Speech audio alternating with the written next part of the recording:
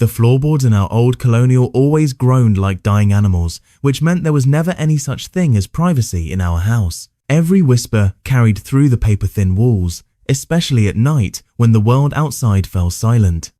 That's why, at exactly 3 in the morning, I heard my son Ross's voice slice through the dark like a blade. It wasn't the usual muffled teenage whining about video games or homework.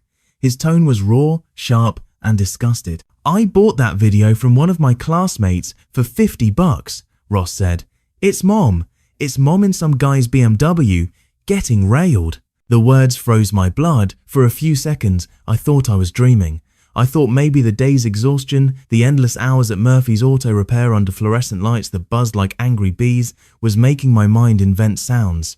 But then my daughter Amelia's voice chimed in, cutting through the dark like a rusty blade scraping down my spine. "Delete it, you idiot. She's been cheating for 15 years. If Dad dumps her now, forget college. The divorce will destroy him financially and we'll be stuck with his pathetic life forever." I sat there in the dark, perched on the edge of my bed, wearing nothing but a pair of boxers and an old red sock shirt with a hole at the collar. My eyes fixed on the water stain on the ceiling above me, the one that had grown over the years until it resembled a middle finger aimed directly at me. Fitting, I thought. Fitting as hell. I'm 47 years old, owner of Murphy's Auto Repair, the last honest garage on the dying end of Main Street in Maple Hollow, Massachusetts. A man who still believed in shaking hands firmly, showing up early, charging fair prices, and treating customers like neighbors. The kind of man the world kept passing by while snake oil salesmen and Jake Turnbull types made fortunes with fake smiles and shiny cars. And apparently, I was also the biggest fool in town, because while I was busy fixing everyone else's engines, my wife was apparently busy breaking vows I thought still meant something. 15 years. 15 goddamn years. My kids knew. Maybe everyone knew. Everyone but me. I turned my head. Marta lay beside me, breathing slow and deep, the satisfied sleep of someone who'd just come home from another late client meeting at the law office where she worked as a file manager. Her auburn hair fanned across the pillow like spilled wine. Even in the darkness, I could smell perfume rich. Expensive perfume, not the drugstore bottle I bought her last Christmas. The scent was foreign, luxurious, and it didn't belong in my bed. My heart hammered so hard, I thought it would wake her. I stared at her, at the face I thought I knew better than my own, and for the first time in decades, I saw a stranger. A stranger with secrets. I slipped out of bed, the old mattress groaning under my weight, and padded quietly down the hall. My hands shook as I fumbled with the coffee maker. The ground spilled onto the counter, dark grains scattering like dirt over a grave. I stood there, staring at them, breathing shallow and uneven. Through the kitchen window, I saw the neat, perfect house across the street. White siding, manicured lawn, a driveway so clean it looked polished. And there it was, the BMW. Sleek, black, parked like a trophy in Jake Turnbull's pristine driveway. Jake, the golden boy of Maple Hollow. The real estate hotshot with the expensive suits, perfect teeth, and a laugh just a little too loud at my dinner table. Jake, who always clapped me on the back and called me Murph like we were old buddies, even though I knew he looked down on me. Jake, who came over for business dinners with Marta, sharing wine and inside jokes I wasn't part of. The bitter taste of betrayal rose in my throat. I thought of Ross's voice, sharp and furious, and Amelia's cold practicality. My own children reduced to strategizing over their mother's betrayal, debating whether exposing the truth would destroy their future. Kids shouldn't carry that kind of knowledge. They shouldn't be forced to keep secrets about their own mother's sins. I took a sip of coffee, scalding my tongue, but the pain didn't register. My mind was a storm. 15 years. I tried to count back. Where was I 15 years ago? Oh, right, standing in the shop, working 12-hour days, rebuilding engines, grinding myself down to keep food on the table. Meanwhile, she was finding other outlets. The creak of a door upstairs snapped me back. Footsteps. Light ones.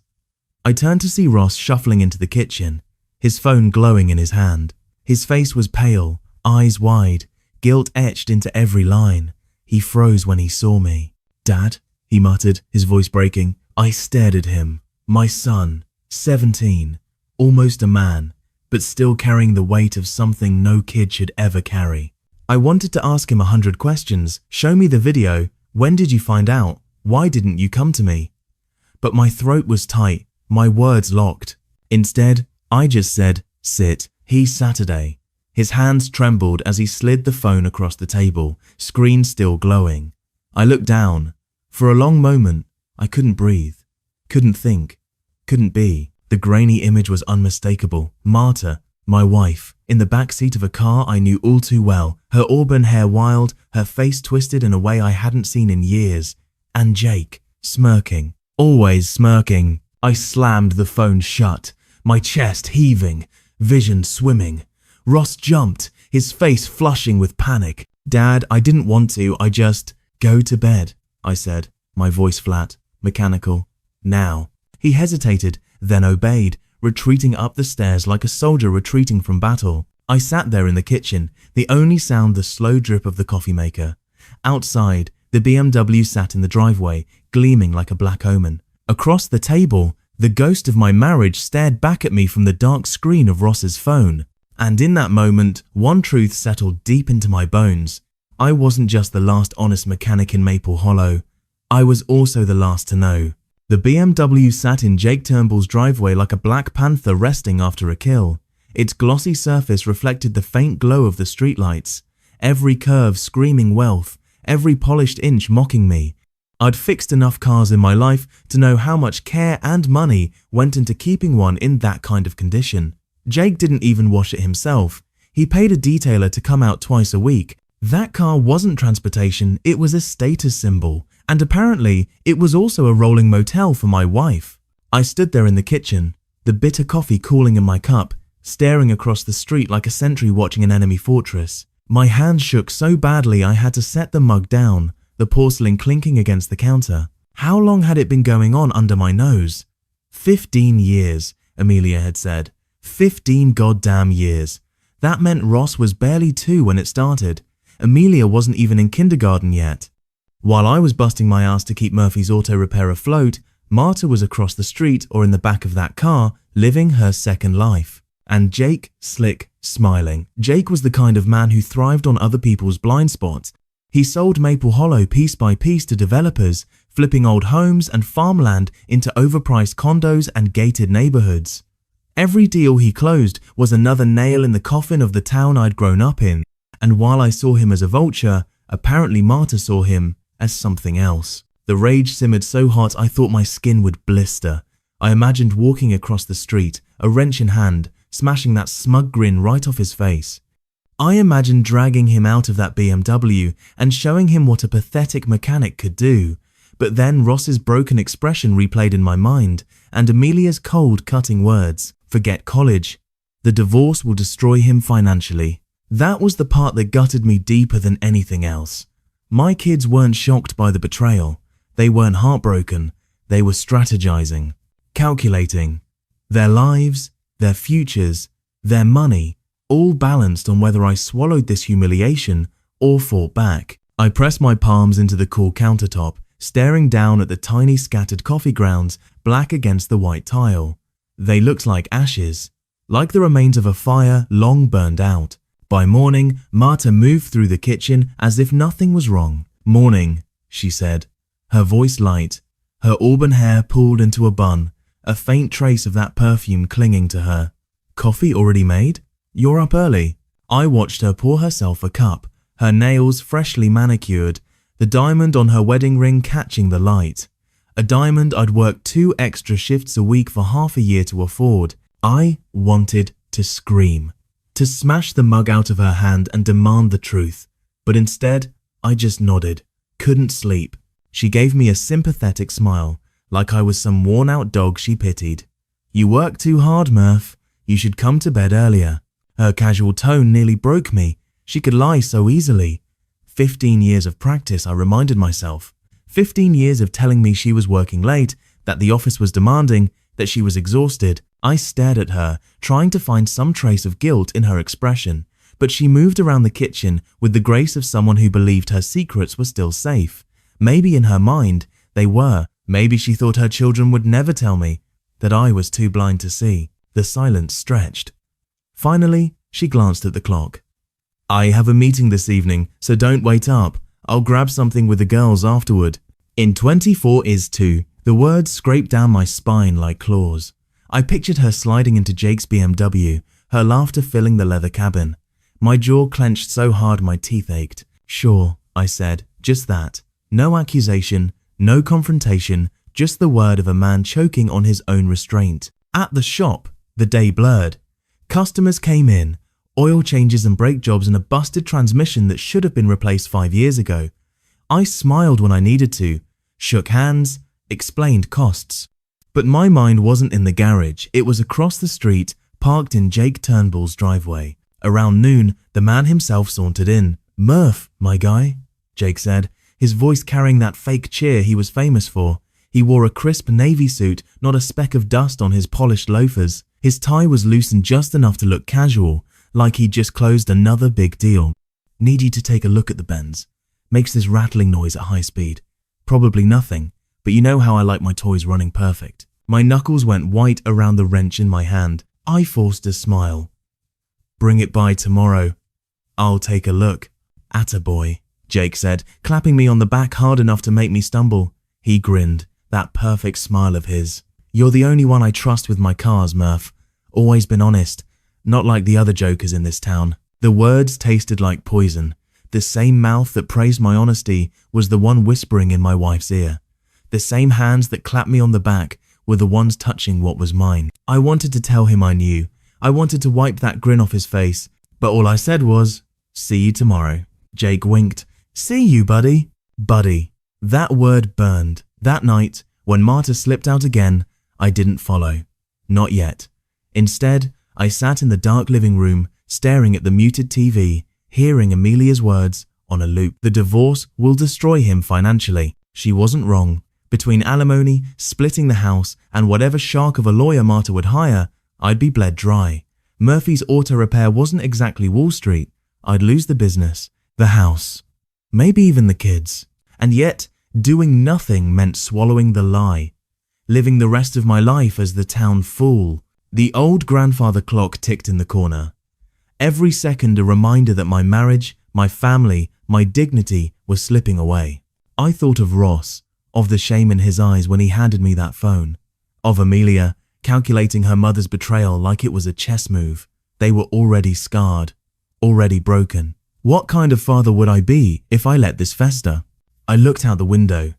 Across the street, Jake's BMW was gone. The driveway empty, the house dark.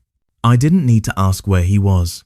The next morning, Marta came home wearing the same clothes she'd left in. "You're up early again," she said, dropping her purse on the counter. "Coffee?" I stared at her, and for the first time, I didn't see the woman I'd married.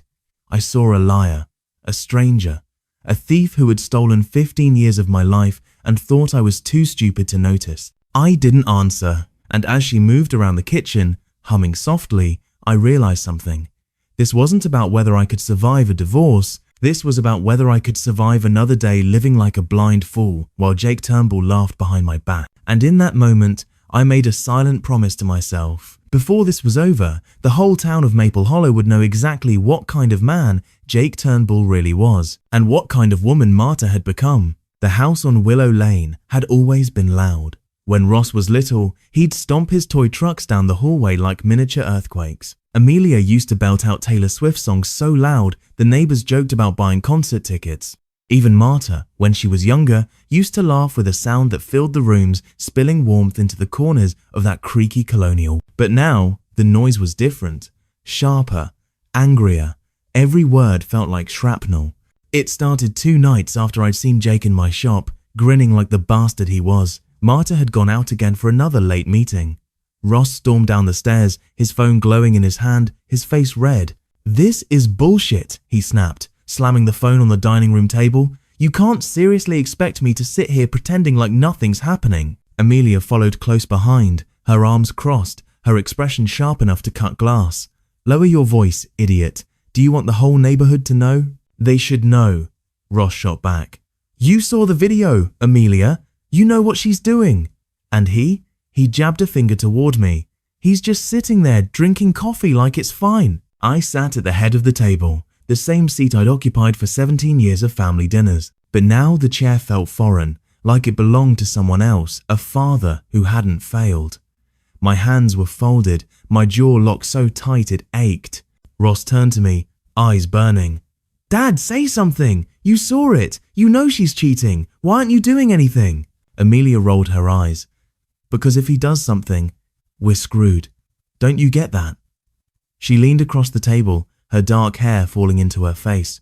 "College? Ross. Tuition. Scholarships don't cover everything. You think Dad can pay for Harvard or MIT after a divorce? He barely keeps the shop afloat now." The words hit me like a hammer. I'd spent my whole life working for them for their future, and now that very future was the chain keeping me silent. Ross slammed his fist on the table. "So what? We just let her keep doing it? Let her sneak around with Jake like nothing's wrong? Screw that. Grow up," Amelia hissed. "This isn't about your feelings. This is about survival. If Dad divorces her, she takes half the house, half the business, and we're left living in some crappy apartment eating ramen every night. Is that what you want?" Their voices ricocheted off the walls, bouncing around the house like ricochets in a gunfight. Ross looked at me again, desperate. "Dad, you can't just sit there. You have to do something. She's making a fool out of you, out of all of us." I opened my mouth, but nothing came out. What could I say? That he was right? That I wanted nothing more than to drag Jake out of that BMW and end this once and for all?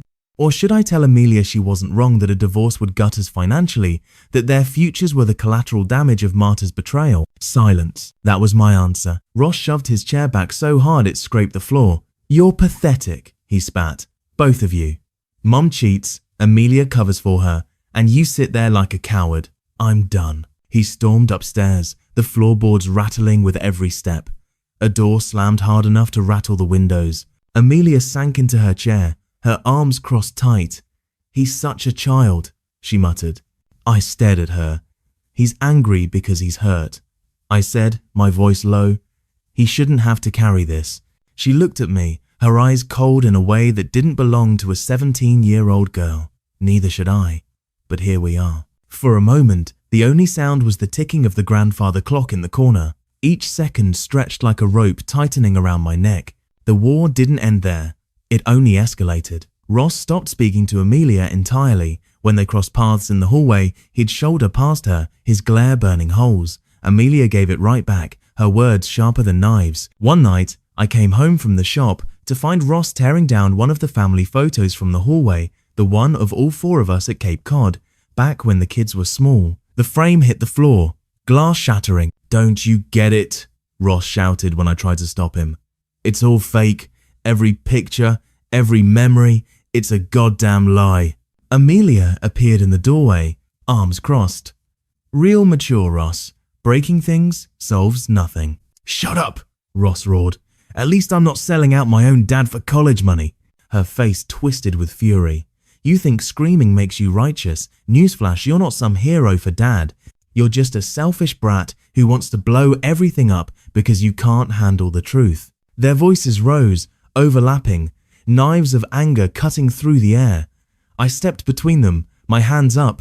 "Enough!" I shouted louder than I meant to. My voice shook the walls. They froze.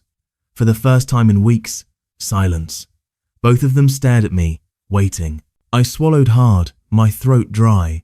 "This house is not a battlefield," I said. "You are brother and sister. You don't tear each other apart because of her choices." My voice cracked on the word her. Ross's jaw clenched. "Then do something about it." Amelia's eyes narrowed. "Or don't, if you actually care about us." And just like that, the silence shattered again. The nights grew heavier. Marta kept her patterns. Late meetings, excuses, perfume that didn't belong. I no longer asked questions. I no longer looked at her directly. It was like we lived in parallel universes, sharing a bed, but not a life. But the kids, they weren't surviving. They were breaking in front of me. Ross grew reckless, his grades slipping, his friends dragging him into trouble. Amelia grew colder, more calculating, as if emotion was a weakness she couldn't afford. One night, after another screaming match, I found myself back in the kitchen, staring at that same water stain on the ceiling, the one shaped like a middle finger. I thought about the shop, about the nights I worked late, missing dinners, missing bedtime stories, because I believed Marta had things covered at home. I thought about the years I spent saving for college funds, for vacations we barely took, for a future that was supposed to be brighter. And now my family was crumbling from the inside out, and I was the captain of a sinking ship. The truth was simple. I couldn't keep silent forever. Not for Ross, not for Amelia, not even for myself. If I didn't confront this soon, I'd lose them both, and the war inside my house would destroy us all. The night it all came crashing down didn't feel different at first. It was a Tuesday. The shop had been quiet, 2 oil changes, a brake job, and one regular who dropped off his beat-up Chevy with a transmission that was more prayer than machinery. The kind of day that left me greasy, tired, and grateful for the shower at home. But when I walked through the front door, the air felt heavy, like the house itself was holding its breath. Marta wasn't home yet. Another late meeting. Another lie I could smell before she even opened her mouth. Ross sat on the couch, arms crossed, the TV glowing in silence. Amelia sat at the table, her laptop open, typing with a focus so sharp it looked like she was trying to escape into the screen. No one said a word. The war had reached a ceasefire, a bitter, temporary silence where everyone waited for the next explosion. I showered, changed into an old flannel shirt, and sat at the kitchen table. I didn't touch the food Marta had left in the fridge that morning. My stomach was too tight, my thoughts too loud. When the headlights swept across the window at 11:30, I didn't move. Marta's car door shut outside. Her heels clicked on the porch. The key turned in the lock. "Hey everyone," she called softly, slipping inside. She smelled like wine, and that perfume again, heady, expensive, foreign. "Long night. God, I'm exhausted." She kissed the air near Amelia, patted Ross's shoulder. Both kids stiffened like statues. I sat at the table, silent. Her eyes landed on me. "Murph, you okay?" I stared at her for a long moment. 15 years of lies stared back at me. "Sit down," I said. She blinked. "What?" "Sit down." My voice wasn't loud, but it was heavy. The kind of voice that carried finality. She hesitated, then slid into the chair across from me. Ross shifted on the couch, leaning forward. Amelia closed her laptop slowly, her eyes locked on her mother. I folded my hands on the table. My heart hammered so hard I could hear it in my ears, but my voice stayed steady. "How long?" Her brow furrowed. "How long what?" The laugh that came out of me was jagged, broken. "Don't do that. Don't play dumb. How long have you been screwing him?" Silence. Thick. Suffocating. Her face paled, then hardened. "I don't know what you think you..." 15 years. Ross exploded, leaping to his feet. His voice cracked with rage. "Don't lie, Mum. We know. We all know." Marta's eyes darted to him, then to Amelia, then back to me. Her lips parted, but no words came. I leaned forward. "How long?" Her shoulders slumped, the mask cracked, and for the first time, I saw guilt flicker in her eyes. 15, she whispered. Ross made a noise like a wounded animal and kicked the coffee table, sending coasters flying. Amelia flinched but stayed silent, her face unreadable. I closed my eyes, exhaling slow. The confirmation should have felt like closure, but instead, it hollowed me out even more. 15 years. 15 years of lies in my own bed, in my own house. Why? My voice was low, almost broken. Why him? Marta's eyes filled with tears. But they didn't soften me. Murph, you were always working, always tired, always consumed by the shop. Jake, he made me feel... Don't, I snapped, slamming my palm against the table. She flinched. Don't you dare say he made you feel alive. Don't you dare feed me that hallmark bullshit. He's a snake, Marta, a vulture. And you let him crawl into our house, into our lives, into our kids' futures. Her tears spilled over. I didn't mean for it to last this long. Ross laughed bitterly. 15 years isn't a mistake, Mom. It's a second life. Amelia's voice finally cut in, sharp and cold. So what now? You divorce Dad and take everything? Or you stay and pretend like this is normal? Marta looked at her, stunned. Amelia, honey, don't, Amelia snapped, her voice trembling. "Don't call me that. Don't act like you care about us. If you cared, you wouldn't have put us in this position." The air in the room cracked with tension. Every second felt like standing on the edge of a cliff, waiting for the ground to give. I stood slowly. My legs felt heavy, but my voice was steady. "You're leaving." Marta's eyes widened. "What?" "You heard me. Pack a bag. Tonight. Go to Jake's. Go wherever the hell you want. But you don't sleep under this roof again." Her mouth opened, closed. "Murph, please. The kids." "The kids," I said, pointing at Ross and Amelia, "are already broken because of you. You don't get to use them as shields anymore." While obtain, Ross's chest rose and fell like he'd been running. Amelia's face remained stone, but I saw her fingers trembling on the table. Marta looked at me, desperation spilling out. "If you throw me out now, you'll regret it. A divorce will ruin you. You'll lose everything." I leaned across the table, my voice a whisper filled with fire. "I already lost everything. You made sure of that." Her tears turned to anger. "Fine," she spat, rising to her feet. "You want me gone? I'll go. But don't come crawling back when the lawyers tear you apart." She stormed upstairs. Drawers slammed, suitcases thudded. 10 minutes later, the front door opened and closed. The night swallowed her. Silence. Ross sank onto the couch, his face buried in his hands. Amelia stared at the table, blinking rapidly, her jaw tight. I stood in the middle of the wreckage of my family, the quiet louder than any scream. The reckoning had come. The lies were ashes now. But as I looked at my children, one broken, one hardened, I realized the war wasn't over. It had only changed shape, and Maple Hollow was about to find out exactly what happens when the last honest man finally breaks.